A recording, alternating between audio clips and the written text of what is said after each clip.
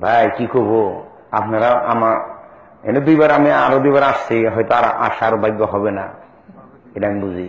ও ভাই, এদেশের শতকরা 60% আলেম, এদেশের যারা আলেম নামে পরিচিত, তারা কোরআনের চরম দুশমন।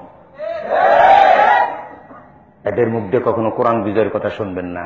ডাক্তার জাকির নাইকরে কাফের বলে, পিস টিভি বন্ধের জন্য দাড়ি টুপি জুব্বা গাইডে মিছিল করে, ভারতের স্টার জলসা এটা বন্ধের জন্য দাবি করে না। পৃথিবীতে যদি আমি যেটুকু বুঝি, মানে একার বুকাও না, ছাত্র হিসেবে কোনোদিনই ভালো ছিলাম না, নিঃসন্দেহে এত খারাপও ছিলাম না। ইউনিভার্সিটিতে পড়ছি তো, প্রতি 65 জনকে হটিয়ে দিয়ে মানে ভর্তি হয়েছি। জাকির নায়েক পৃথিবীতে বুঝে না, জানে না এমন কোন জিনিস আছে আমার মাথায় ধরে না, এত জ্ঞানী এই লোকটার বিরুদ্ধে এদেশের পীরেরা, এক শ্রেণীর আলেমেরা। শুনেন কথাটুকু, শুনেন একটু।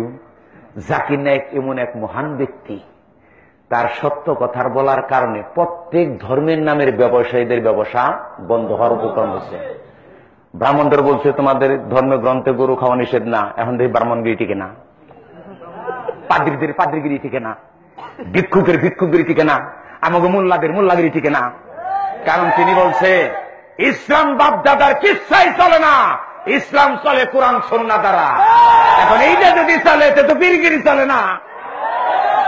এই জন্য জাকির নায়েককে বন্ধ করো। ও বেটা, খালি জাকির নায়েকের এটা বন্ধ করাতে, মিছিল করাতে তোমাদের যে পাপ হয়েছে ফেরাউনকে অতিক্রম করবে। বিশ্বের মানুষকে এই মহান ব্যক্তির কথার থেকে বঞ্চিত করছো। বেটা কইলে হ্যাঁ আলেম না, ও তোমাকে পাপ টিপলে আলেম হয় না। তার বৈঠকে তোমার মতো হুজুররা, পীরেরা তার বৈঠকে ঢোকার মতো যোগ্যতা রাখে না।